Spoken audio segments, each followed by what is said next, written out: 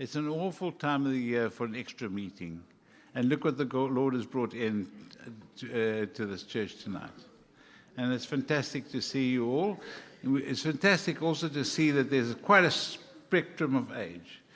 And particularly young, agile minds are scattered around somewhere where I'm very pleased about, because John has a real gift in talking to students and young doctors and other people. John Patrick is a professor, ex-professor, retired. You know what they say about professors is that they never die, they just lose their faculties.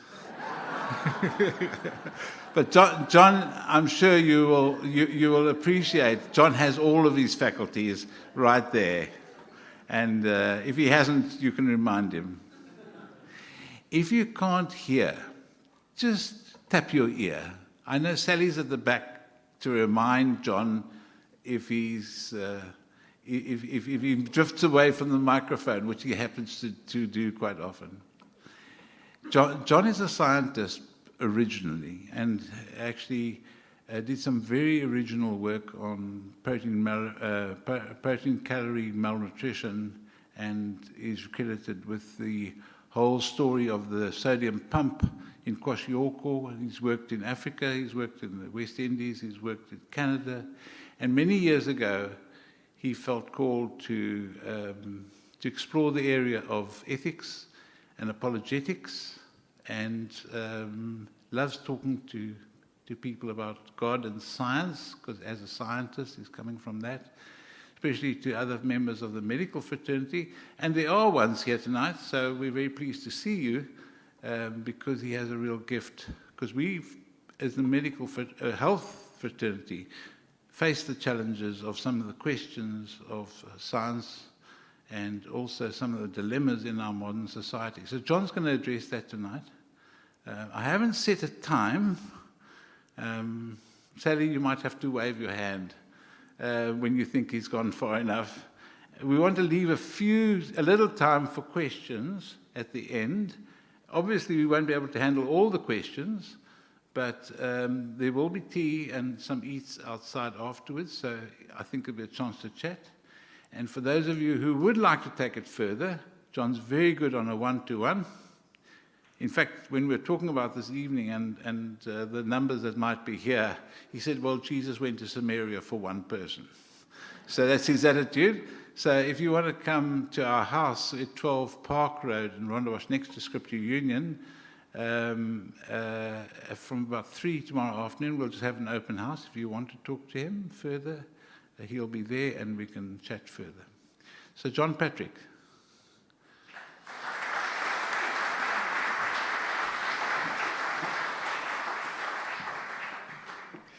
Well, I'm amazed to see you out so close to Christmas when you should be shopping. But I hope we'll have an enjoyable evening. The problem with introductions is that you end up with me. My favorite description of a professor is someone who talks in someone else's sleep. So feel free if you've had a hard day. I won't notice if you nod off. I was given a title that was so broad I could drive a bus in any direction that I wanted to go on that. And first thing I want to say that compared to Canada, you're ahead of us in one particular aspect, because your Supreme Court made a good decision on euthanasia, as had a totally ahistorical opinion, which was social engineering and was the opposite direction. So we're now just about to embark on the journey that the Dutch and the Belgians and the Oregonians and others have made, and we know where that goes statistically, that within a few years, somewhere between 1,000 and 2,000 Canadians will die every year without any evidence of consent, killed by doctors. Now, it ought to be anyone but a doctor. Go way back. Hippocrates started medicine for us 2,500 years ago, and they killed patients in those days. It was a very profitable activity. It will be again. But it doesn't encourage trust, does it? If your doctor can kill you with impunity, rationally, you ought to be a little wary of your doctor. And you certainly need to know what he believes. And so I think we, throughout the Western world anyway, we need to start insisting that doctors declare what their belief system is. I'm very happy to do that. Normally I wear a little pin. It simply says Hippocrates on it, and it has the correct caduceus. Most of the doctors use the wrong one, but maybe it's the right one for them. If your doctor has the one with the snake on the stick and wings, that's Mercury. That's the god of businessmen and thieves. Microsoft use it, but it's the wrong one. The right caduceus is the one of Asclepius, and he has one or two snakes and no wings. So if you see a doctor who's portraying wings outside his office, you're already a little suspicious, or you should be. You can ask him about it. But fundamentally, Hippocrates wanted to start a better medicine. And he had 4 key insights that changed the history, that changed medical history. The first thing he understood was what I've already touched upon, that if your doctor does not fear judgment after death, you better start fearing your doctor. And he actually said, I will not teach this art to anyone who has not taken this oath, which begins with the invocation of transcendence. He was a polytheistic pagan, so he invoked the gods that he knew. Apollo, Hygeia, Panacea, Asclepius, and all the gods and goddesses, to hold him to his pledge. What he understood next, and you probably don't think of your interaction with doctors this way, but when a patient comes to see a doctor, do they have to take the doctor's advice? They don't, do they? It's your choice. So what a doctor actually does is not a scientific or technical activity, primarily. What he does is help patients to decide what they ought to do. Now, the word ought is a very interesting one, isn't it? There's no oughts in science. Science is an is language, if you like, and usually it's a wrong is language. People believe science and not the Bible, whereas science has got a very good track record of trashing what it currently calls truth and replacing it with something else, usually within a very few years now. And even when we got it wrong, we're not good at when we trash it. I mean, we kept the Ptolemaic model of the cosmos for nearly 1,500 years. It was wrong. Newton got most of it right, as long as it was 1G, and then he was trashed. In modern molecular biology, you can expect your paper to be valid for a week or two after it's published. That's about it. Science is provisional. We build models and knock them down again and replace them with others. Whereas from day one, the moral universe is unchanging. It goes from truth to lies, from honor to dishonor, from evil to good, from fidelity to infidelity. You see how it works. It's a bipolar universe, and we live in the middle of it. And those categories haven't changed since day one. They're very complex. They're very big ideas. So the way I put it is we live inside an explanatory story. And we used to have one that was common to everyone. During that period of history, it was called Christendom. And in Christendom, you could get from physical facts to moral facts because everybody believed that the Bible was true, and that was the connecting link. But let me illustrate to you just how it's going to go as we become. We are, as J. Budziszewski puts it, we are logical but slowly, because we're not trained in logic anymore. But I'll take Sam as my victim because he's the only guy whose name I know at the moment. But just imagine that Sam has cancer, and that last week in my laboratory I invented a cure for this cancer. Now, I haven't told anyone about this yet, and it so happens that when Sam dies, and he's a very wealthy man, I inherit his estate. Ought I to give him the cure now? What if I'm a real Darwinian and everything in life is really a matter of advantaging my genes? Well, I have 22 grandchildren and 5 children and their spouses. I've got plenty of people to spend the money on. So if it's all about a battle between his genes and my genes, then I should keep it, shouldn't I? Take the immediate winnings from his estate and then go through the hoops to market my cure for later winnings. And the major problem with a rigid Darwinian approach to the world is that you can't get individual behavior that you want out of it. There's no way it comes. You can get group ethics of some sort with fancy statistics, but the actual fact of the matter is it will never give you individual altruism. You don't, in fact, do a swift calculation of how many shared genes a child has got when they run in front of a bus. You grab them at the risk of your own life. And they can be any colour, any background, if you're a real human being. That's what makes us human. The animals don't do that. We do, at our best. So, way back then with Hippocrates, he understood the difference. They got to that. It's called the fact-value distinction now. You cannot get from physical facts to moral injunctions by any logical route in the modern world.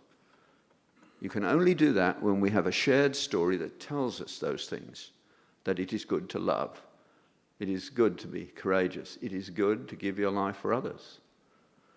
That's what makes the link. You can't get those things from science. Now, what we're struggling with throughout the whole of the Western world at the moment is we don't have a common story anymore.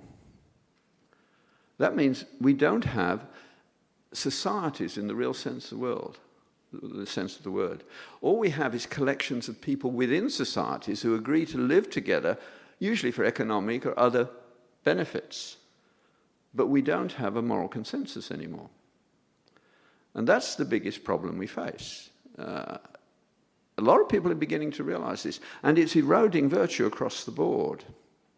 Perhaps the most interesting conversation I've had in the last dozen years or so was or one of them certainly, was in the University of Chicago.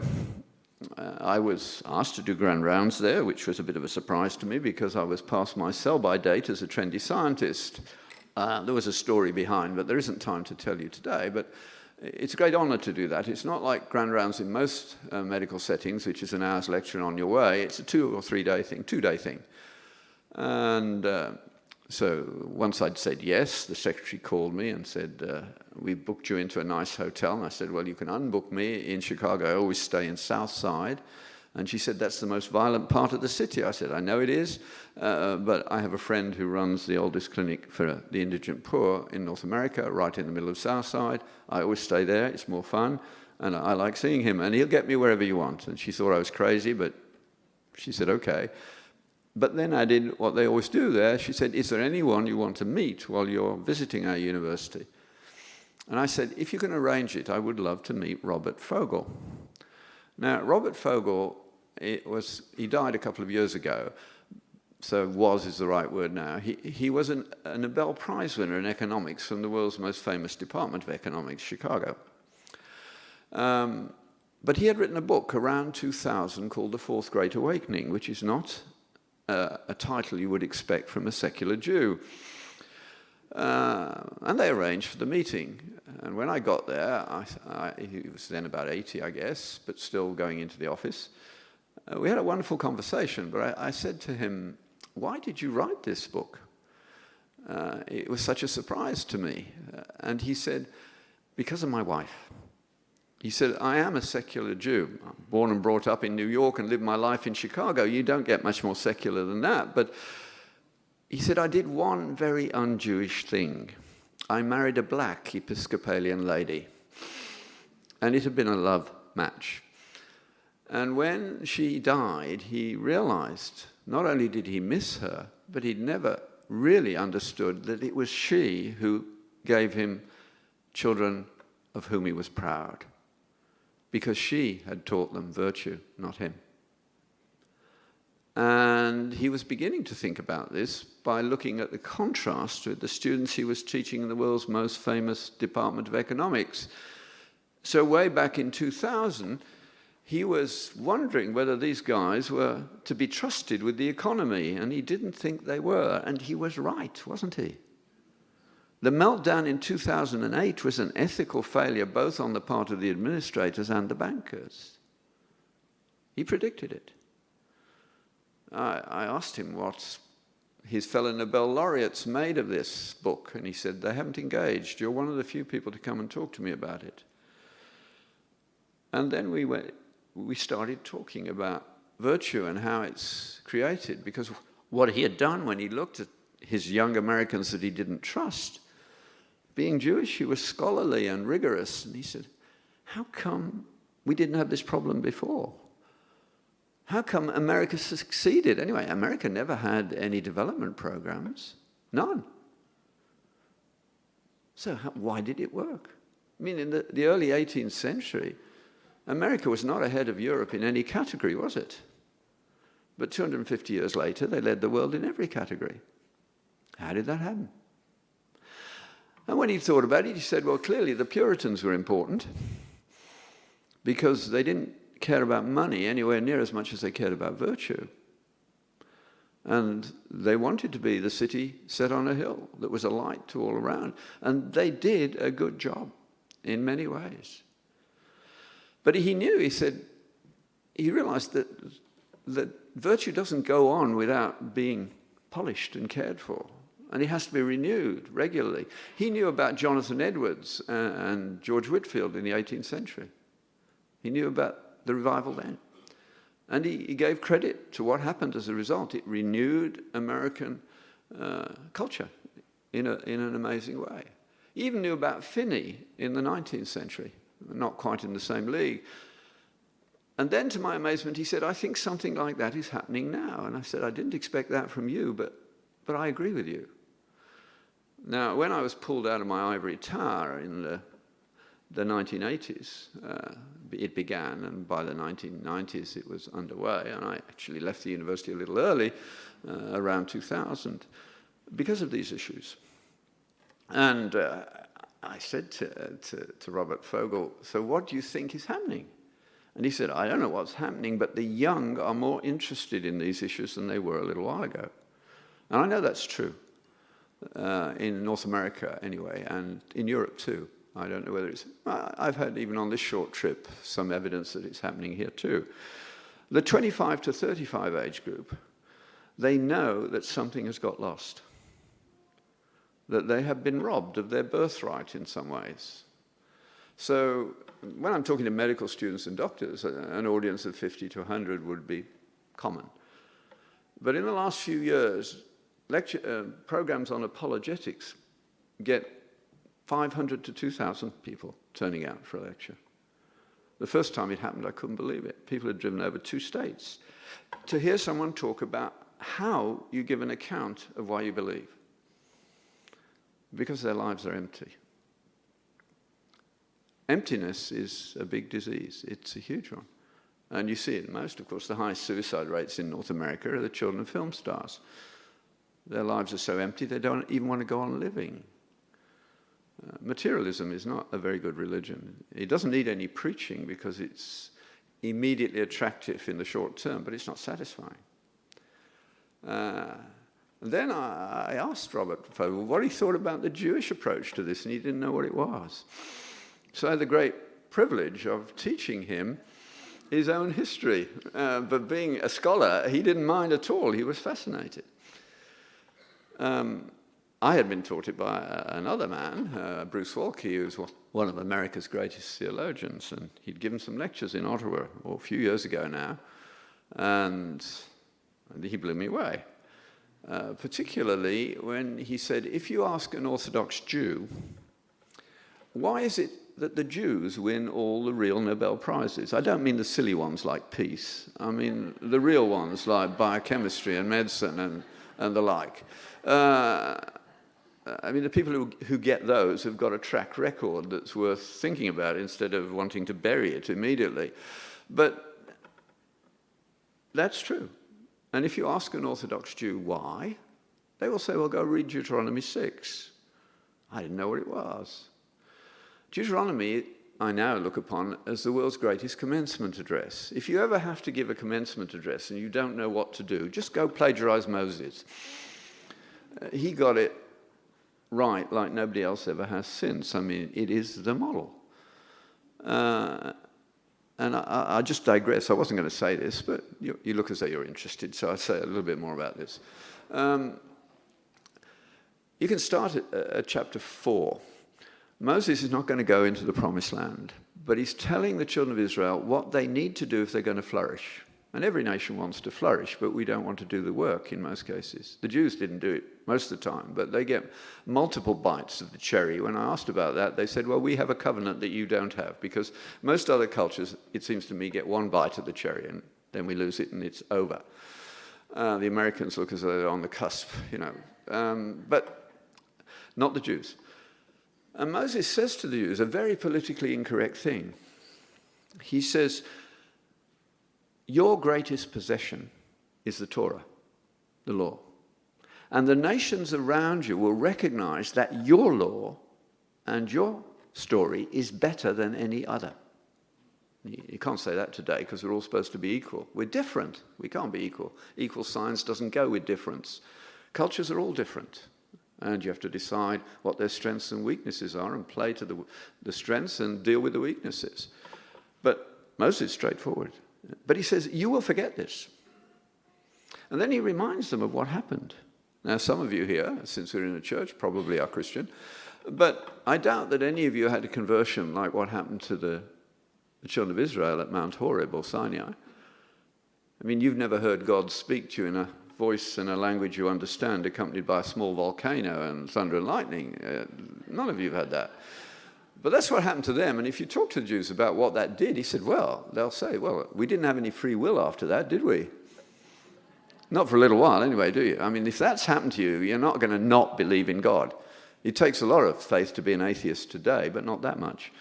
You can never prove there is no God. It's technically impossible to do that. You have to believe it. It's a faith.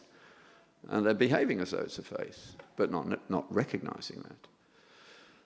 But while Moses was up the mountain for the second time, they broke the first 3 commandments in order. So if that kind of experience doesn't serve to make you good, what on earth will? It's not immediately apparent, is it? Well, Moses has an answer. First of all, he says, God heard what you said, and he said this. He said, oh, that these people had such a heart and mind as this to keep my law, that it might go well with them and their children forever. The law is not an imposition. If you look at the law, both in Exodus 20 and in Deuteronomy 5, I imagine that most of you couldn't tell me what the phrase is that precedes the first thou shalt not. I don't see anybody jumping up and down wanting to tell me. But let's do it the other way around. It is actually this: I am the Lord your God who brought you out of Egypt. Could they get out of Egypt on their own? No. So isn't it amazing? Grace introduces the law in the Old Testament. It's not a new idea. It was there from the beginning. It was misunderstood, of course, till Christ came. But the law is introduced by grace. So it's not an imposition. God didn't change his character between the grace of bringing them out of Egypt and this set of laws.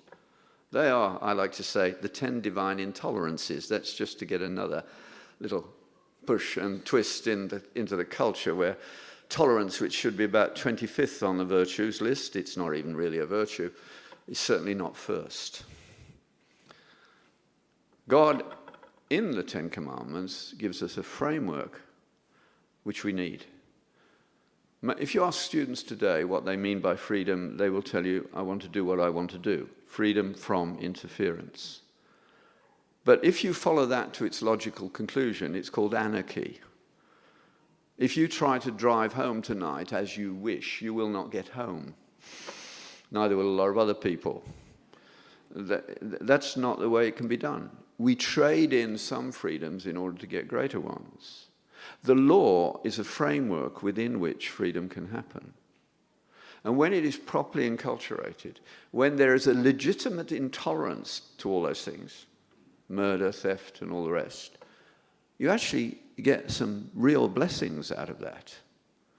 Now, in South Africa, what I'm about to say will not be something that you have experience of, but you'll be able to relate to. It was a learning moment for me, and it was in the Canadian prairies. I was asked to give a lecture out there some years ago. in a Mennonite community that had been there for 150 years or so. It was April, so it was only -10. It wasn't very cold. And being a real community, several hundred people turned out of the 1,000 people who lived there. And I talked, as usual, for far too long. But when it was over, I don't remember what I talked about, but it was too late to go back to Winnipeg that night. So the physician who'd invited me said, "You better stay with us tonight." So we drove into his garage in his nice car. He didn't lock his car. He left the ignition key in the car. He didn't lock his garage. We went into his house and he pushed the door to, and he didn't lock it. Certainly had no burglar device to turn on anyway. He said, "Your room's the one at the top of the stairs on the left and it's late. Do you need anything tonight?" I said, "No," but I couldn't resist. I said, "Isn't leaving the ignition key in your car a trifle careless?" He shrugged and said, "You never know who may need it." That is true freedom, isn't it? You couldn't have a better definition of true freedom than that. Why could he do that? Because in that community, they teach at home, in school, in church, that "thou shalt not steal" is not an imposition, it's a gift. And because we all agree to it, they don't need a locksmith. Nobody locks their doors there. As one lady said to me, "I'd like to have a front door key once in my life." Never had one. Even when they go on holiday, they don't lock their house because somebody might need something, then they need to break a window. That's stupid. That is what the law is meant to be, the framework within which freedom can happen. When we lose those frameworks, we're not going to get better. Freedom defined as freedom from interference from other people is not going to be a good experience. But Christian freedom is freedom to do what you ought, not freedom to do what you want. And we're a long way from that. Now, as this process decays, it will get worse. What's even more interesting to me, and the bit that surprised Robert Fogel, is what the Jews understand about how this is to be done. They didn't keep the law. It didn't have that function. They broke it immediately. So maybe we just go home and eat, drink, and be merry, for tomorrow we drive into a car accident. That's what it would be. But Moses says, no, you've got to change. And the way it's done is very practical. It's the Shema Israel, the most central statement of the Jewish faith. "Hear, O Israel, the Lord our God is one. You shall love the Lord your God with all your heart, with all your soul, and all your strength." How many of you could complete the verse for me? Raise your hand if you could. Nobody has raised there. Oh, one or two. If you're thinking "and your neighbor is yourself," you're wrong. And you will never forget the right answer again, so you've had more benefit than anyone else tonight because you've just had 100% learning experience. It's this: "These things shall be upon your heart, and you shall teach them diligently to your children when you sit at table, when you rise up, when you lie down, when you go on a journey." And later on in the chapter, about verse 22, he tells you how. "When your son asks you why we behave the way we do, don't give him a lecture." That's in the invisible print. He says, "Tell him the story. We were slaves in Egypt. God rescued us, brought us through the desert into the promised land." So if he's saying, "Why do we go to the synagogue every week?" you say, shouldn't we go to worship a God who does that kind of thing once a week? And up to the age of 7, they will say yes. Then they've learned to rationalize their desires from watching you, and they'll start arguing. But we live in stories. Now, Bruce Waltke taught me that bit. And then I had a lovely experience a couple of years later. I went to a very interesting conference where they'd paired, to make it more interesting, a theologian and a scientist for each session. And I was paired with Bruce Waltke, much to my delight. And I said, they're going to get Bruce Waltke twice, once for real and once plagiarized. But he was delighted, actually, because he hadn't thought about what I got to say. I'm a pediatrician in medical terms. And I like watching children, and with 22 grandchildren, I have plenty of time to do that. But this was before that happened. But children are very interesting. What's the difference between the response of a 7-year-old and the response of an under 5 to the question, would you like a story? And while you're thinking about it, I'll tell you my answer, and I'll know whether you read to children by watching your face. The 7-year-old will go to her bedroom and she'll bring you the book that she's in the middle of, and she'll milk you for as many pages as you will read. Because mum and dad or granny and granddad reading is better than television or anything else. The under 5, even in our house, they have their bookshelf. They go and get a favourite book. Now, normally they wisely take it to my wife, who's endlessly patient. I am not. And I've read this book before. Some of you read to children, I can see already, because you know what's coming. I try and shorten it. Yeah. Grandad, have you forgotten how to read? You know. The little brat has brought me a book he knows every word of, so why does he want me to read it? And this is true in every culture I've visited, and I've visited a lot of them. But the story is different. But all children have a hardwired need for a safe, repeated story in their life. And in the modern world, with a plethora of books, many of which are actually dangerous propaganda, it's not as it used to be. There are only really half a dozen stories that are big enough to support a big society. The biggest one, of course, is pagan Africa, or the world as it was in pagan days. There the book is the book of nature. So, particularly if you go further north where it's still undiluted, in most villages there's a storyteller, usually a boy of around 12 or 13, and he has to tell the story because the whole village knows it. They want it word perfect. And in many cases, almost most cases I would say, certainly in places like Nigeria where it's become the cultural norm without any question, a little animal beats a big animal by trickery. Does that explain those emails you get from Nigeria? A con man is a hero in Nigerian society, is in Jamaican society too. And Nancy there, the spider, the rabbit, it turns up in various forms, but trickery is at the heart of it. Now, so you can't go so far with that as the basic starting story. Then you have East and Western stories. The Eastern stories in Hinduism, Buddhism, and their offshoots explore going inwards, because their view of the world is that it's basically an illusion. So you explore what you know best, which is yourself. So those stories lead to meditation and inward looking. The Western stories, Judaism, Christianity, and Islam, all have the story of the fall. So it makes sense in that context to have the story looking outwards to find out what's going on there. So if your child grows up with the book of nature as his book, he will be a pagan, not as a pejorative statement, just as a descriptive statement with pagan ethics. You know what they're like. If he grows up with the Quran, he'll be a Muslim with Muslim ethics, the Old Testament a Jew with Jewish ethics, the Bible as a whole a Christian with Christian ethics. That's how it works out. But certainly in North America, the book that they have now is called television. And the repeated stories are the advertising. And then you get Donald Trump. And Hillary Clinton. There's no difference between them at that level. No depth to either story. We have let our story waste away. It's such a pleasure when you see the results of things you talk about. I talk about them sort of theoretically, but I've seen it in my own family, of course, where my son, who's also a professor, but he never brings work home because he spends an hour a night reading to his children. He's got 5 of them every night, and you can already see the results.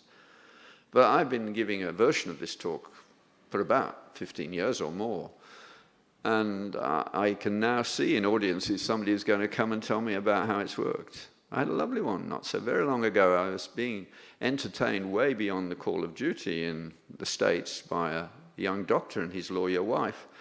They obviously weren't short of money, but we were in a very nice hotel, a very nice restaurant for the second evening, and I said, "This is beyond the call of duty."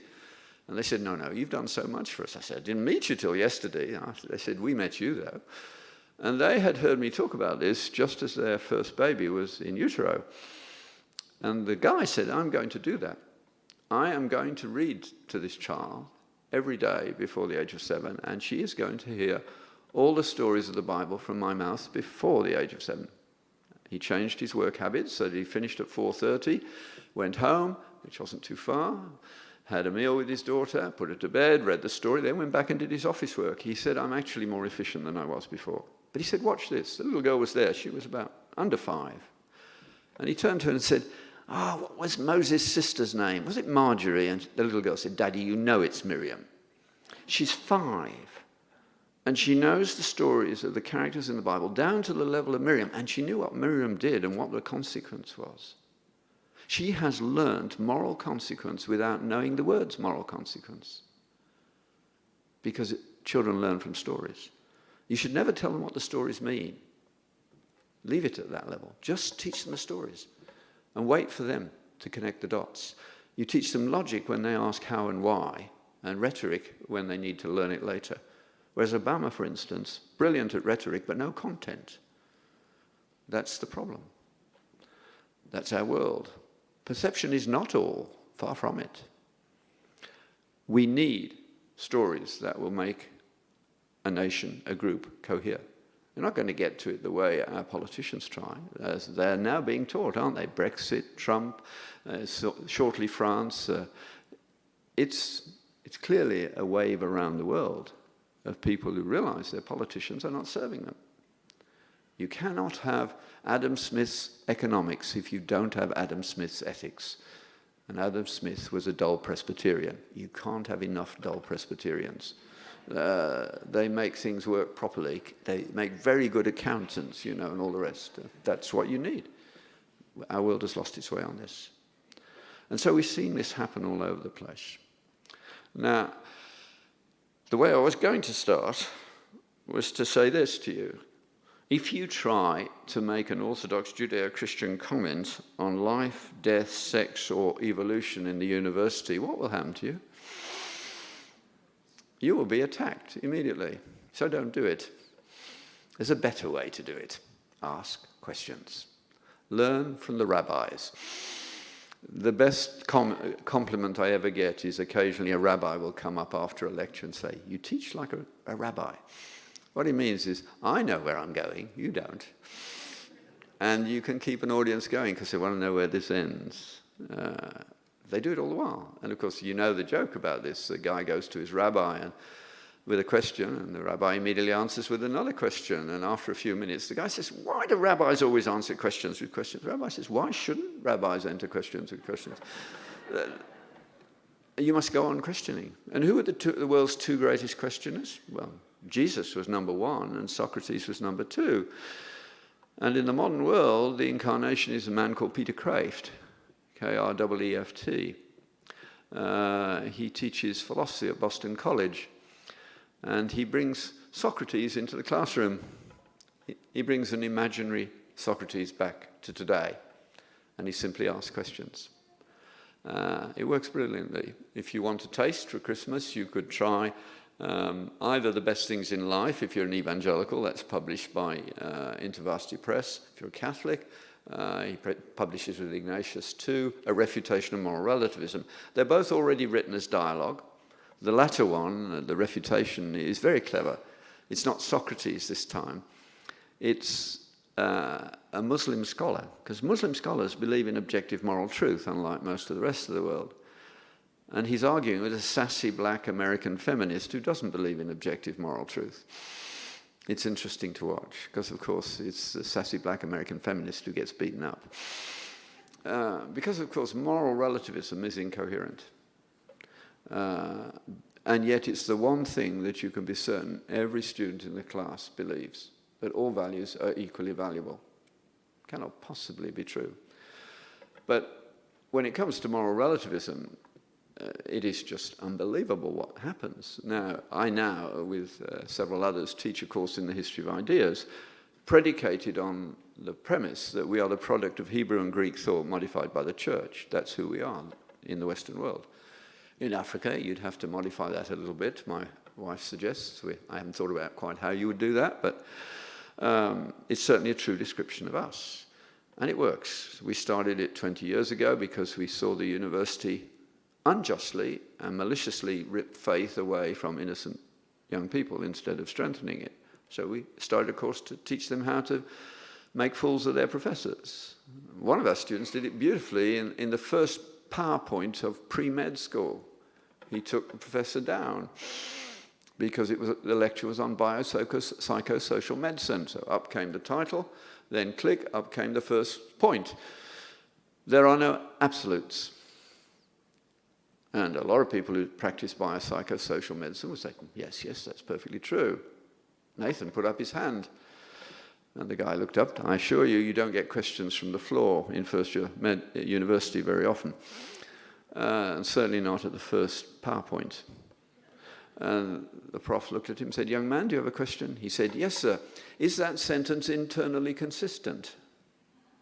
Got it?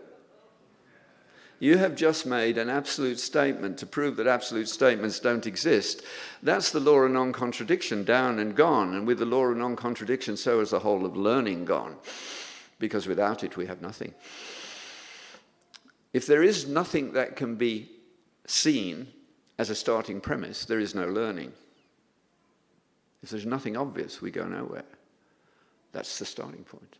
He'd taken him down. Fortunately, he was a good guy. He knew what to do. If a student takes you down in that way, the only thing to do is to climb down graciously and then make some inane excuse, you know. He did it very nicely. He said, I suppose I should say thank you. I must have been asleep when I wrote that bit. So I will take it out. But because most students don't have any training in classical logic anymore, they can be suckered into almost any false statement. We need to teach our children logic in the modern world. Politicians use the undistributed middle continuously. Me or disaster? No. Either side, Trump or Hillary, a bit of a disaster. The vast majority are in between those two. The undistributed middle is everywhere in our society, fortunately. You know, I can even get medical students to write down from a lecture because they take notes. I'll say in a lecture on the biochemistry of exercise, when you're fit, you don't need exercise. If you're sick, you certainly shouldn't take it. And they write it down. Now, some of them by this stage, because he's about halfway through, will realize this is one of those moments where he's having us on, and they enjoy the game. And I look up at them and say, did I say something wrong? And the smart ones who are playing the game say, well, I think so. Well, what did I say wrong? They can never tell me. That's the undistributed middle. What I've done to you in your head is divide the world into the fit and the sick. And you took it. But the world is not divided like that. There's probably one or two fit people here and a few more sick people, and the rest of you, like me, are slightly lazy slobs. You know, that's the way the world is divided.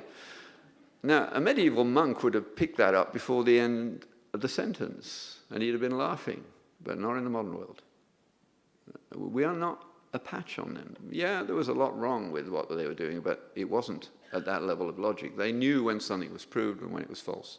Lewis understood that this was a problem. He says so in the introduction to the Screwtape Letters, that the modern student is perfectly capable of holding several logically incoherent ideas in their heads simultaneously. And they are. So how does this work in our world? To make it quite plain, I made the same sort of mistake.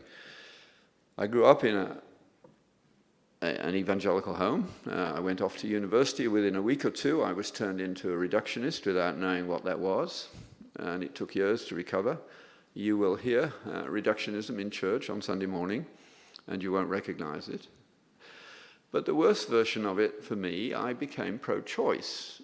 Not over a woman's right to begin with, but over rubella babies. I mean, I was doing infectious diseases in London in the early 60s before we had a rubella vaccine, like German measles. So every now and again, hopefully all the women capable of having children have had rubella immunization.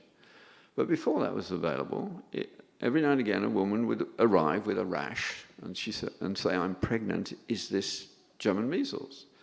I say, well, it's compatible with it, but there are several other viruses that can do that. We need a blood test and another blood test in a week's time, and then you see me a couple of days later, so we can see if there's a rising titer. Then I'd have the job, in most cases, of saying, no, you're perfectly all right. Go ahead with your pregnancy. There's nothing to worry about. But every now and again, you had to say to a woman, well, given where you are in your pregnancy, you have something like a 90% probability of having a baby with major cardiac and/or neurological problems. And what I was taught to say as a junior doctor at that point was, say, this pregnancy's gone wrong, hasn't it? And the woman would say, yes. Would you like to start again? Yes. Well, we can make that happen. You'll have to come into hospital briefly, and then you can start again. We never mentioned the word abortion. It went on the operating room list as a D&C, and I felt no guilt because the problem had been solved. And it was going to be 20 years before I started thinking about whether there should be some guilt. We have become a whole culture where feelings are all, aren't they? I face it all the while. You can imagine I'm not the most happily received lecturer in a liberal environment, but I go there frequently. And at the end of the lecture, it's not rare, usually for a woman, to stand up and say, I am offended by what you have been saying. To which my response is, I'm very sorry, I had no intention of offending you. Can we now discuss whether what I said was true or false? That's the end of the discussion. I do not set out to offend, but truth is offensive these days. Truth ought to be a defense under all circumstances, but it isn't anymore. So you've got to be very careful how you do it. It's like playing poker with high stakes, but learn to ask questions. So the abortion thing I didn't get to for a long, long while. But then in my late 40s, I think it was God got on my case. My wife, I think, was away in Africa at the point where this happened. Because of my interest in malnutrition, we'd had a project running in Central Africa for years. And Sally is an Africophile, so she comes a month before me and stays 2 months later, allegedly to clear up the mess. But any excuse to go to Africa is a good one. So sometimes she was away, and I could be a bachelor briefly. But this particular day, I was bored with my work, which One Protein had kept me off the streets and funded for 25 years, and I had a good laboratory. They didn't need me. I went to my office and shut the door, and for the first time in my life, asked myself the question, can I think that a woman has a right to an abortion? Up till then, it was, I'd bought the feminist line, this is a woman's thing, men can say nothing about it, because it's about how you feel. By the end of the afternoon, I knew that not only could I not feel it, I could not think it either anymore. And in a way that I didn't think anyone could resist. I didn't want anything to do with this can of worms. I didn't think, if somebody had told me at the beginning of the day I was about to write a lecture which I would have actually a lot of fun with, but also a lot of, no, it's not true to say it, a lot of fear, I didn't. But I tried it out on a good friend, a Jesuit who teaches quantum physics and theology, smart guy. And he said, I think that would work. I still didn't say anything about it. But my wife, who causes all the trouble in my life, had set up a website because people complained that I was near, they could have got to a lecture and they didn't know I was there. And she said, I can't tell everybody in America where I can't know that, but I can put your calendar on the web and then they can go if they want to. And I said, well, you put it on a website, but nobody will go there. She was right, as usual, and I was wrong. Lots of people go there. But the first bad outcome, from my point of view anyway, was I was going to the University of Michigan in Ann Arbor to lecture, and the students from Detroit called and said, you've got to go through Detroit to get to Ann Arbor from Ottawa. Would you lecture to us first? And I said, sure, that's fine, especially if you'll drive me to Ann Arbor and save them the trouble of coming to pick me up. And they said, we'll do that. What do you want me to talk about? And they said, well, it will be January the 22nd, which is the anniversary of the Roe v. Wade decision, the American abortion decision. We want you to talk about abortion in the medical school in the middle of the day. And this was Wayne State, which has a very high proportion of black students, and the black community in America has the highest abortion rate. I said, no, I don't do that. And they said, why? And I said, I don't want to be lynched in public. And they said, but we've heard you speak, we think you could do it. I said, flattery will get you nowhere. And then they did the Christian thing and said, but we've been praying about it. And I knew that this was going to happen at some point, so I said, well, as long as it's in a lecture room with an escape hatch by the lectern, and you take me to Ann Arbor immediately, I'll do it, because I knew I had to at some time. To my astonishment, the lecture ended in dead silence, as it has done every time since. I must have given it 80 times, from University of California to Detroit to Harvard to Oxford to St. Petersburg to Sydney. Never had a single aggressive question at the end of the lecture. I haven't taken away a woman's right to an abortion, but she doesn't want it anymore. Because all these things come with consequences. We all accept physical consequence, don't we? If you jump off a skyscraper, when you hit the ground, you're dead. That's physical consequence. Moral consequence is what happens to you when you do something which is wrong. If you lie to get out of a situation, and then you go on lying to get out of the situation, you become a Bill Clinton. He was one of the smarter American presidents. He achieved remarkably little, given the time he did, because his habit of lying was using up all his energy trying to defend himself. That's what happens. If you use lies, you become a liar. That's moral consequence. And it changes who you are. You are what you have done in many respects. That's not to say there isn't such a thing as redemption. There is, but even redemption doesn't take away consequence. Yeah, all that can be done, it can be redeemed, but it's redeemed by using your bad habits and your bad behavior to help other people. If you're in the habit of trying to help people with problems you've never had, deal with the one you do have. It's called hypocrisy. There's plenty of people there with all the problems that humans have. We've all got bad sides of our life which got us touched and changed. Then we have a duty to help others. And when we do, that's the best redemption you get. So how does this work? Well, what we fail to do in our society is we become too obsessed with immediate responses, sort of like sticking a plaster over a cut or giving aspirin to a pain, not finding out whether it might be appendicitis. We don't go deeply enough. The problem with abortion and euthanasia and sex problems and all these issues that are so politically incorrect at the moment is we start in the wrong place. Now, the way I do it, and there must be other ways of doing it, but this works well, and especially since I spend a lot of time talking to medical students. Now, I can say to any medical class in North America, and here, it's even worse here than it is in North America, actually. I say to any class, within 6 weeks of starting medical school, if I were to say to you that you've already decided that a good proportion of your class are not to be trusted, and you will never trust the care of a dog of yours to them, what would you say? And all around the room, you can see the smiles. The answer is yes. And I say, if we took a consensus vote in the class about who these untrustworthy students are, would there be agreement? The answer is yes, again. Now, I used to say it was about 20%, but last year one of my graduates from the History of Ideas program in medical school, in a well-known medical school in the States, sent me an email saying, you've got to change your figures. I don't trust 50% of my class. And the 50% that I do trust are at the bottom of the class, because the top half are in a very sophisticated cheating cartel. And you can't complain about it because they have enough power to see that you get things on your transcript which will make sure you don't get a decent residency. It's sewn up. You know something about this sort of thing in South Africa. From reading your newspapers, it appears that way anyway. One professor in that particular university last year failed a whole class and resigned from the university. He said, the ethics are so low, I can't teach anymore. This is a real problem.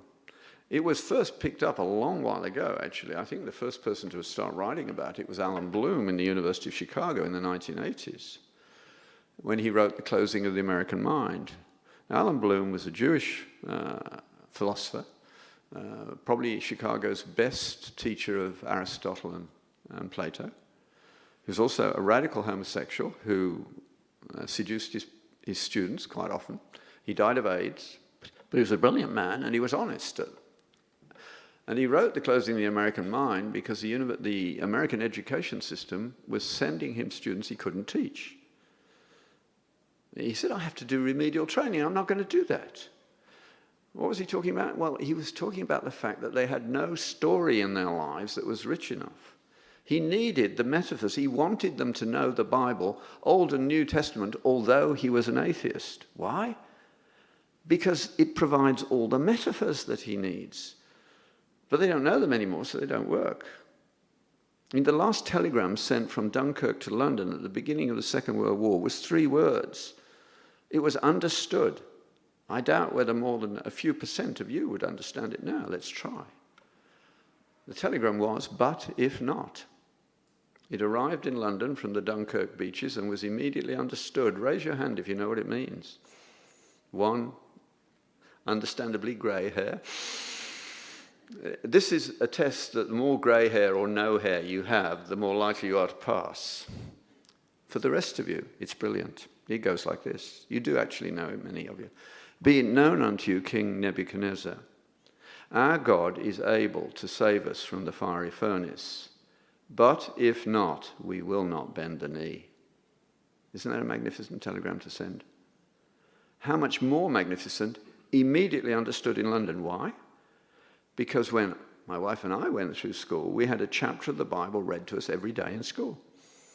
When I was in elementary school, we actually had a psalm reciting competition between all the classes. So the whole class could chorally speak a psalm. I still remember Miss Crockett teaching me Psalm 22. Shakespeare cannot be understood properly if you don't know the Bible, because there's a biblical allusion on pretty well every page. You miss it, you miss the point. One more example, just to make you feel a little more painful and perhaps do something about it. There's a poem from the 18th century which has the line, standing amid the alien corn. How many of you can solve that one? Again, it's biblical. You do know it. Alien, foreign. So it's about a refugee coming from one country to another, actually with her mother-in-law, who's also a widow. Some of you got it now. They were so poor, they had to rely on the Jewish gleaning laws, which required that the farmer leave some corn at the corner of the fields for the poor. And standing in the field was Boaz, the kinsman redeemer, the type of Christ. All that in 5 words. And in the 18th century, the poet could reasonably expect all his readers to understand that. Not 1 in 100 English grads would get that. That is not progress. If it is progress, it's in the wrong direction. We're progressing towards deeper and deeper ignorance. And we don't appreciate real learning that could pick up that sort of thing. That's the world we live in at the moment. It needs to change. So with those students having got to the point of them admitting very clearly that there are untrustworthy people in medicine for whom it would be better for medicine and for patients if they weren't there, but the faculty never know. And I say to them, well, those that you don't trust, they're not immoral, they're amoral. They're not properly thought out. They're basically just navel-gazing narcissists. They only care about themselves, nothing else. That's what they are. But the rest of you, apart, of course, from issues of sexuality and life and death, do you trust them to practice ethical medicine? And the answer is yes. So now we've arrived at the real problem. Here you've got colleagues, but you don't agree on the nature of morality. You have some who don't know what morality is. That's really bad. But within those who do, there are 2 versions of it that are competing. They're not coherent and they cannot be made coherent. So what do we do? Well, first of all, it means if you use the word bigot in the discussion of abortion, you are the bigot. That would help, wouldn't it? Because it would make the conversation a lot more healthy. Because a bigot is someone who will not concede that they might be wrong. And by and large, it's pro-choice people at the moment who are in that state, and they need to change that for their own sake, to become more honest, better people. So I say, I hope that I've removed the word bigotry from the discussion in this medical school. That will make it a nicer place. Now, we don't have to stop there. We can look at consequence. You're taught to do outcome analysis, so let's do it. And follow Thomas Aquinas' advice. Always make your opponent's case better than they can first. I was pro-choice for a long while. I knew the reasons. We ought to acknowledge that if it was made illegal, there would be backstreet abortions. If you've ever seen one, you never want to see another one. And since it's perfectly rational to be an abortionist, as I'll explain in a moment, if, and only if you believe some other things, we ought to acknowledge that, and we don't want that. But the other side hasn't actually looked at the consequences at all. But let's start with an imaginary situation. Imagine an abortionist and Mother Teresa. And a woman comes in and she wants an abortion. Now, the abortionist I use when I'm in Canada is Henry Morgenthaler, who's dead now, but all you need to know about Henry is that he lost all his family except one brother in Auschwitz. That brother, by the way, did not approve of Henry's subsequent activities.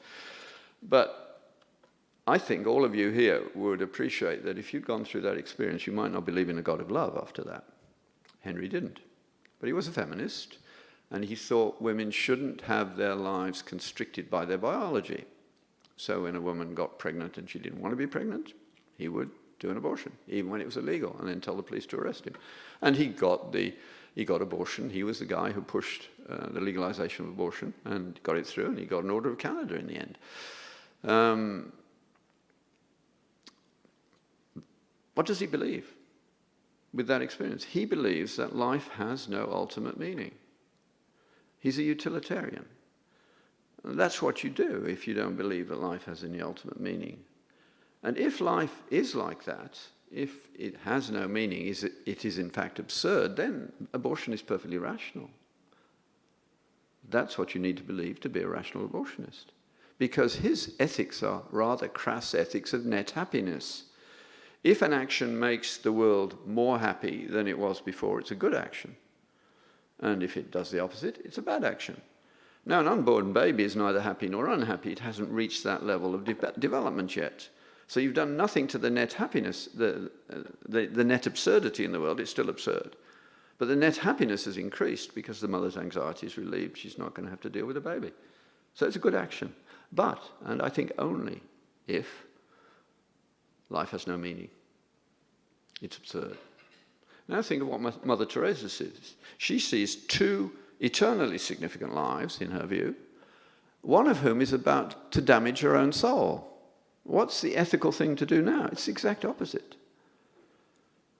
It is a logical consequence of the starting ethical premise.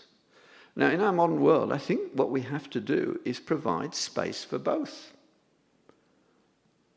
without using foul language and bigotry and all the rest, until both sides, or one side at least, decides that's the better way to go.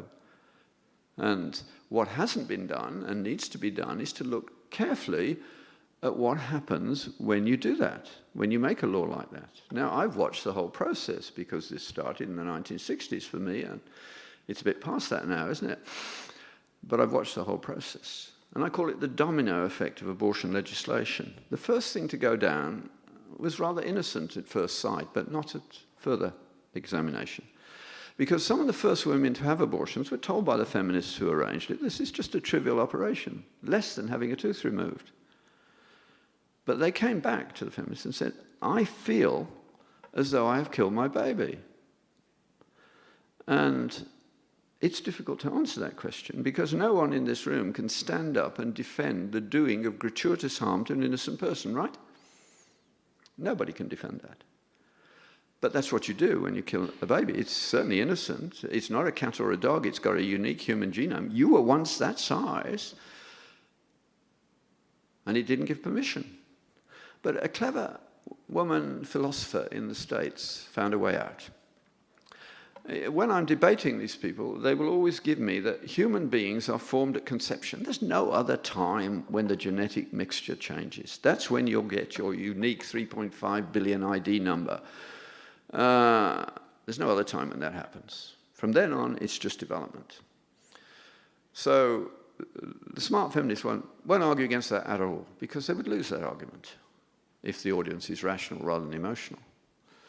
But what they go on to do is say, what Annette Bayer said was, we need a new definition of human persons. For you, a human person and a human being are the same thing, but not for a bioethicist. For bioethicists, the idea of a human person is now largely functional. The dominant definition is probably you become a person when you're capable of relationship. Now, women, don't look at the guy next to you and wonder whether it's happened or whether it will ever happen. But I'm sure that some woman will kill her husband when he's drunk and argue in court in America that he wasn't a person at the time, and she will win. We've already gone halfway there.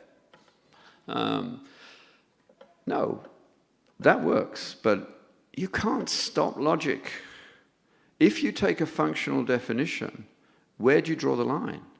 Hillary Clinton and Obama both argued that it was a woman's right, as long as the baby still had the head in the birth canal, you could pith it. It's called partial birth abortion. Both Hillary and Obama voted that that was a woman's right.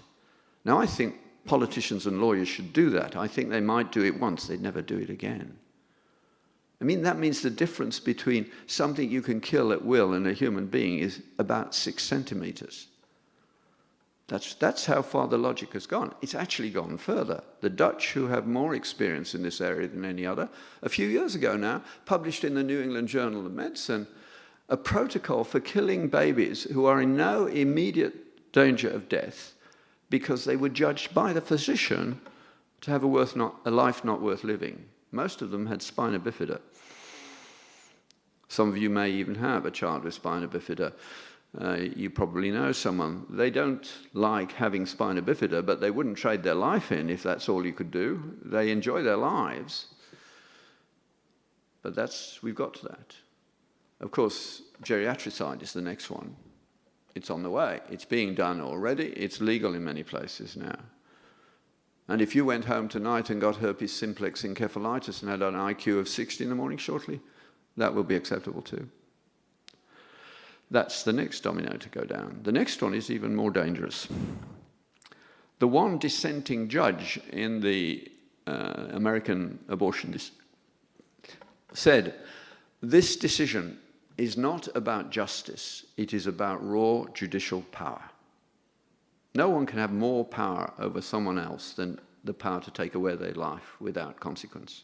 And of course, if you can take away their life, you can take away all their human rights, and the whole of the human rights edifice collapses. That's where we're headed. Now, the man who wrote about this most clearly was another Jew, and again, an atheist, a man called Arthur Leff, who taught common law at Yale in the 1970s. And he was looking at his law students a bit before the economics students and saying, I don't trust them. And he gave an amazing lecture at Duke in 1979 called Unnatural Law, Unspeakable Justice. You can get it easily by putting Left Justice Duke 1979. It will pop up. It's about a dozen or more pages. It's so good, I have the first paragraph in my head, at least in a roughly paraphrased version. It begins like this. He says, I want to believe, and so do you, in a complete, immanent, and transcendent set of propositions about right and wrong, findable rules that direct us as to how to live our lives righteously. Now, immanent is a technical term meaning accessible to us, that we can understand. He's talking about Torah. He's a Jew. He wants the law to be transcendent from God. Why? Well, if it isn't from God, who keeps the judges in order? It's a frightening question, isn't it? You were this close. We've gone over that edge. All our judges in our Supreme Court think they discover the law. They think they don't discover the law, they make it. That's a huge change. He goes on, however, and said, but I also want to believe, and so do you, in no such thing as a transcendent law, but rather that we are wholly free to decide for ourselves what we ought to do and what we ought to be. What we want, heaven help us, is to simultaneously be perfectly ruled and perfectly free.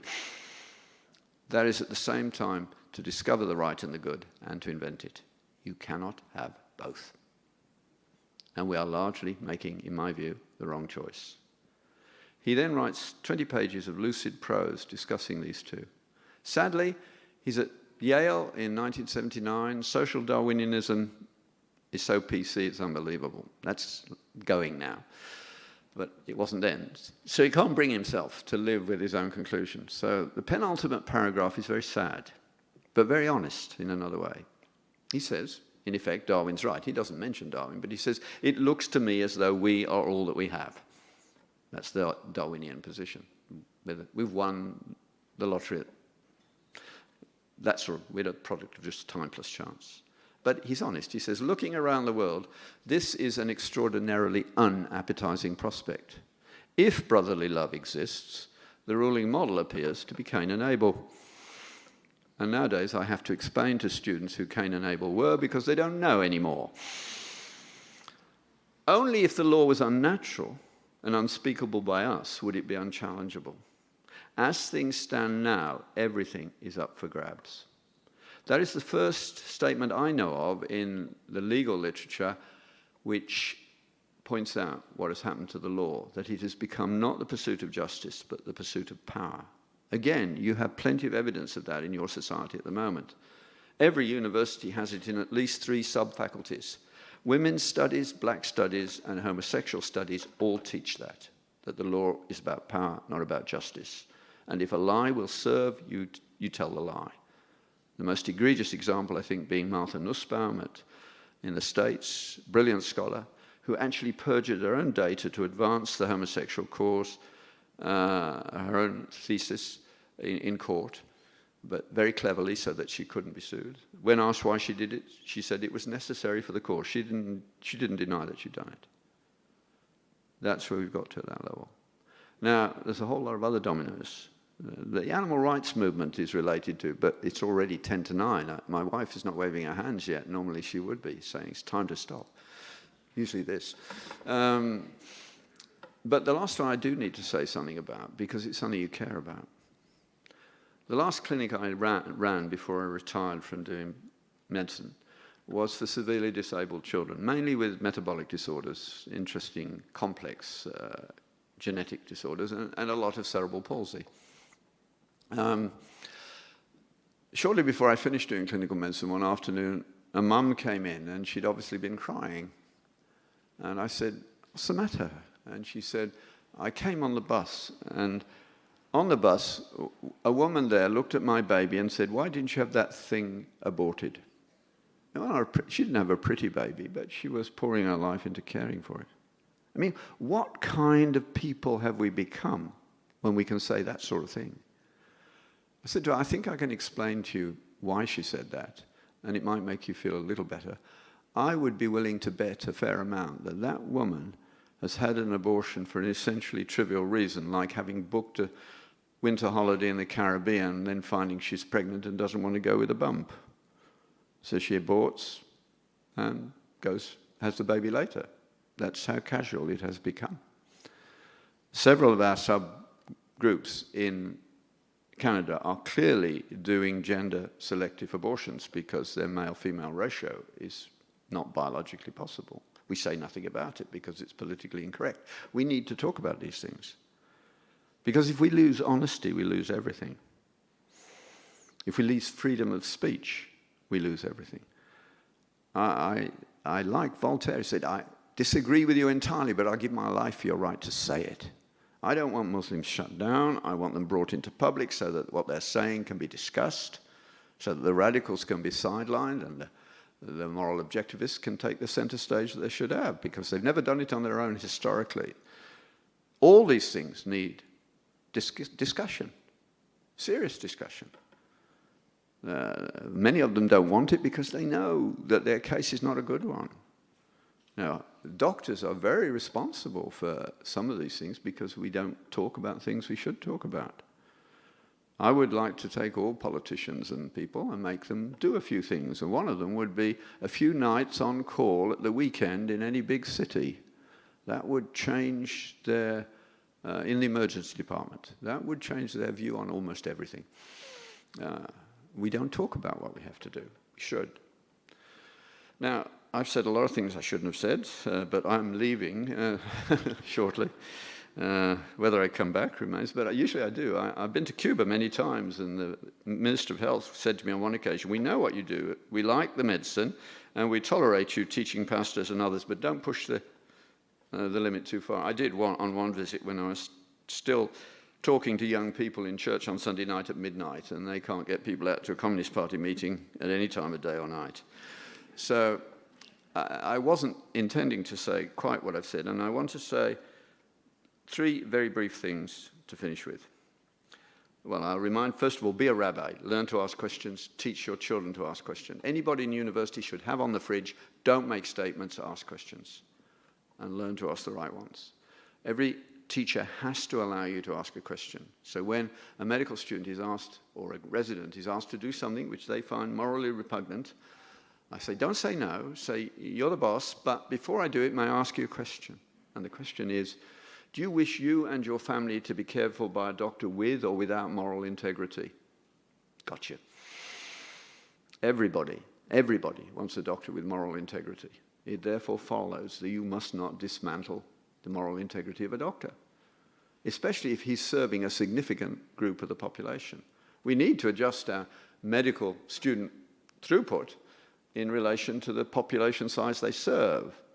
So the 3% or less of people who have other than heterosexual relationships need that number of doctors. Christians need whatever the number is, and the Muslims and the rest. That's all we can do. That's the only honest way to go about it. We can adjust the figures further because, of course, you may or may not know this, but if you're in church 3 Sundays out of 4, your lifetime family health care costs will be roughly 25% of those who aren't there. That's what it does for you. You've never heard a Minister of Health say that, have you? But it's true. And it's beginning to be worked out in the States because, obviously, with a health-funded private system, why should I pay for people whose behavior I've told them is unhealthy as though it's their right to take that money from me? I'm willing to help them, but they must call it charity. So that's one set of things. Secondly, push back to first premises. Every argument must have a starting premise. Our world has been denying starting premises for a long time. So, for instance, if you have strong views about Genesis 1, which we could argue about for a long while, but the first question must be, in the beginning, what? Something or some mind? It's one of the two. We can't imagine anything coming without one of those two. And we can't imagine a chair making you, but we're supposed to think that that's more rational than saying a mind thought about the chair first. Now, it's not stupid to think that a mind comes first, and a lot of really smart people are making that move. Nagel is the most recent one, I think, who's one of America's best-known atheistic philosophers, who honestly said years before, I don't want there to be a God. But he gave in about a year ago. And you should have seen the flack he'd taken. It's a perfectly solid intellectual position. If you can't agree on a starting premise, you can't have a rational argument. There's no point in going on. You're just wasting your time. Don't waste it. So, insist on starting premises. What are you presuming when you say X or Y? Next, look at ordering. We don't think about ordering very much. But the virtues are not laid out like a smorgasbord where you take a bit of what you want when you want it. They have a rational order. And when that order is changed to another rational order, there are consequences as usual. Now, you can divide the whole world up into 2 groups with a single question. In your subculture, if there was a clash between speaking the truth about it and loyalty to it, which would win? Now, only 2 groups have put truth above loyalty consistently, historically, and that is Jews and Christians. For a Muslim, the Quran teaches quite straightforwardly, anything you do to advance Islam is good. That is loyalty to Islam. Now, does it matter? Oh, yes. How do you get your job in a society where loyalty is trumps? By who you know. How do you get it where truth is trumps? By what you know. Which will be the more efficient society? That's a no-brainer. And it's always worked out that way. These things are not small. When tolerance is placed at the top of the list, we're in trouble. Because it's what you will not tolerate that makes your society stable, as I illustrated with when you don't tolerate theft, you don't need a locksmith. And that's across the board. So the order in which you put these things matters. If you want a real takedown of tolerance, Dorothy Sayers did it better than anyone else. Just put Dorothy Sayers, S-A-Y-E-R-S, and tolerance into Google, and you'll get a most marvelous piece of over-the-top rhetoric. But it's also truthful. So think about the ordering of the goods. What are the first things first? The church needs to think about this a lot. If a church puts, as Paul pointed out, whether you speak in tongues or not above Christ, you're in trouble. Christ comes first, as Paul puts it in Colossians. Christ in you, the hope of glory. That's his summary. Read that whole passage. Get the priorities right. And finally, learn to look at consequences. Now, I have kept you till nearly 9 o'clock and you haven't gone to sleep. I don't know whether you want to stay longer and ask questions. Do you? But I finished.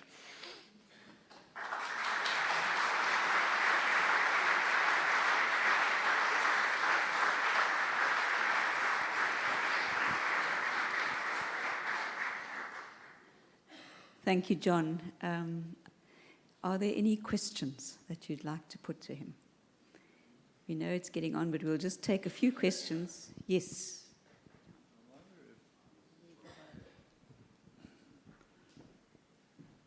Might sound like rather a strange question. Could you comment on chemical abortion?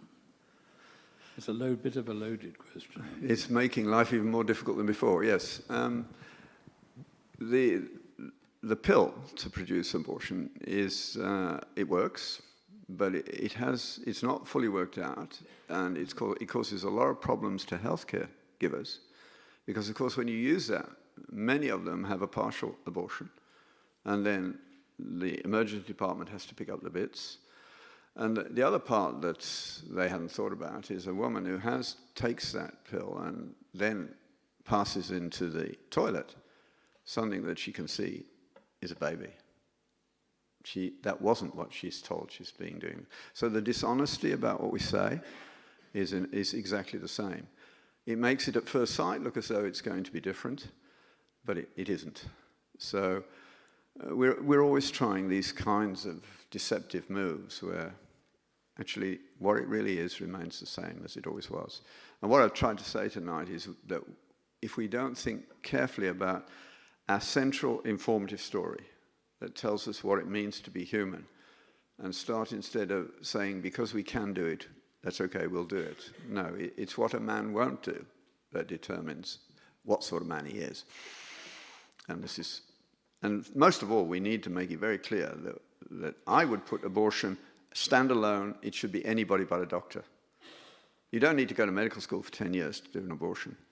And you don't need to go to medical school for 10 minutes to learn to put a needle in a vein with poison in it. So both euthanasia and abortion should be done by politicians and lawyers, as far as I'm concerned. We can teach them what they have to do in 10 minutes, and then they can do it. It would stop very quickly. Yes, over there. There's a lady over that side. This also might be quite loaded, but one of the questions that I was always asked a lot when I did my studying at varsity was, where do you draw the line for intervention and abstinence in terms of medical field? So you say you don't want to intervene for abortion, but surely something like surgery or giving a cancer patient a treatment, yeah, surely that can also be seen as taking away a life. Question. Or, yes, sure. Well, there are three things about any action that you have to discuss when you're talking about morality. There's the action in itself, there's the intent of the actor, and there's the outcome. And the ones you've described, the intent of the actor is to save life, not to destroy it. So it's an entirely different activity from a moral point of view. So it's not really a problem at all. It's just the way that it's expressed. Now, it feels like a problem. That's where we've got to learn to think and have our minds dominate our feelings. There's nothing in the New Testament that makes you responsible for how you feel. You're responsible for what you do with your feelings, but that's an act of thought. And it's our minds that have atrophied. This is an Anglican church, isn't it? I can get away with things like this in some Anglican churches. I ask the audience, congregation, why were the epistles written? And nobody volunteers an answer. truthful for many of them. Well, it sends me to sleep on Sunday morning. But that's not what it was for. Paul wrote his epistles in every case because the church was making bad choices. In Corinth, it was sexual choices. In Thessalonians, it was about work. In Galatians, they didn't want the Holy Spirit anymore. They had negative talent. And Paul's thought was that some theology could put that right. So he teaches some theology, and then he says something like this: if you've understood what I've said, then you ought not to be like the people around you, but transformed by the renewal of your feelings. Now, not all of you got it, you see, because nice Anglicans go to church on Sunday morning, so do nice Pentecostals, to feel better. But actually, you should go to church to think better, which usually should make you feel awful until you are obedient, and then you will feel better. The feelings are God's province, as are the province of rational action. Any others? Yes, one in the front row. It's an unusual young man. He's been taking notes. I apologize for that. You said something to the effect that we don't have societies as such because we don't have a shared story. Yeah. A shared sort of story. So what does that imply for those of us who live in, say, South Africa or another kind of pluralistic society? You all heard the question because he's got a microphone. I think it's a serious issue. Canada is perhaps the best example in the world because we've had the highest immigration rate in the world for the last 25 years. Australia has now passed us in the annual rate, but they've got a few years before they catch up us. So we have no problems at that level because everybody assumes you're from somewhere else. The number of Canadians who've been there more than 3 generations, you're a real Canadian. So it's not a problem at that level. But it is a problem that we need to ask more carefully. We need to think a lot more carefully and make people who want to move around the world think more carefully. Why are you moving? That's question one. If you're moving because you can't make a decent life where you are, you need to answer the question, why can't I do that? So that you leave the things that made it like that behind. We do say to them, don't bring your wars with you. Some of them do, and we send them back. If they start bringing their wars with them, we throw them out. I think that's appropriate. But they're coming into a society that works, not perfectly, but better than the others. With respect, nobody is queuing up outside the Saudi Arabian embassy to ask for an immigration visa. But despite all the nasty things the world says about America, they want to go there. And they certainly want to come to Canada and Australia and New Zealand. So we need to talk about that. And we need to take their central book and say, this is what your book says. Do you really believe that? Because that is not congruent with this society. You cannot be happy. And that's true. They feel marginalized. The only way you won't feel marginalized is if you're coming here because it works. I want to become a Canadian. But Canadians don't know who they are either. And we don't know who we are. That's why I teach a History of Ideas program. Because what professors do to students is inappropriately take apart their worlds without putting in place anything any better. I mean, if you send your children to the arts faculty, most of the profs in the arts faculty put inverted commas around the word truth. It's ironic. It doesn't actually exist. So you mean you want me to pay a lot of money so that you can teach my children that truth doesn't exist, including what you've just said? I mean, the whole thing is incoherent. And it's getting more and more silly. So many big companies around the world are saying to people, don't go to the arts faculty, get the technical training, we'll do the rest. But they also make the mistake at the university of thinking that everything is a problem of ignorance, which it isn't. I can prove it to you in an interesting way. Raise your hand if you are good. I'll tell you in the front row what's happened. You're not alone. There's not a single hand gone up anywhere. So that makes it quite clear that ethics lectures are not needed. You have no problem with knowing what good and evil are. Like me, you have a problem with doing the good and avoiding the evil, right? But that's not a problem of ignorance, so the university has nothing to say about it.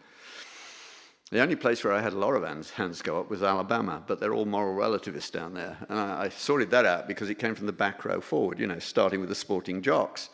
So I said to them, do you mean good in relation to some real absolute standard or in relation to the guy next to you? Of course, it's the guy next to pure moral relativism. Reductionism, moral relativism, tolerance, they're major issues. You've got to have a Christian understanding of those things. If you want society to go on as your grandparents would tell you it was. How many of you have ever come across an American writer called Wendell Berry? The hands go up immediately because he's a beautiful writer, isn't he? If you want a series of novels that will make you think about this, and they don't preach at all, he has written the imagined social history of a rural community in Kentucky over the whole of the last century. And he shows you how that world is changing, and it rings true. He's also written the most amazing pro-life essay that I've ever read. It starts, the first chapter is based on King Lear, and then he takes E.O. Wilson apart in the rest of the book. And for a very short introduction, just put Mad Farmer Liberation Front into Google and read the poem that comes up. It has almost a cult following now, but it gives you a sense of his artistic power. But we need, in these days, good novelists are doing a better job than anyone else because they get to you. I love Wendell Berry, but I've known about him for years. Another one you won't have heard of is a man called Michael O'Brien. And his book called Island of the World, which is set in the Balkans after the Second World War, is the most emotionally moving book that I've read in my life. It reduced me to tears and prayer several times. And it has done that to everybody I've recommended it to afterwards, who's subsequently written to me. My wife, who doesn't normally read novels, couldn't put it down. You can't say that about many, and it's the time of year when you're looking for books of that quality. There's a couple, any of Wendell Berry's work, and Michael O'Brien's too, but particularly Island of the World. To say thank you so much, John, for a very stimulating discussion. Thank you very much.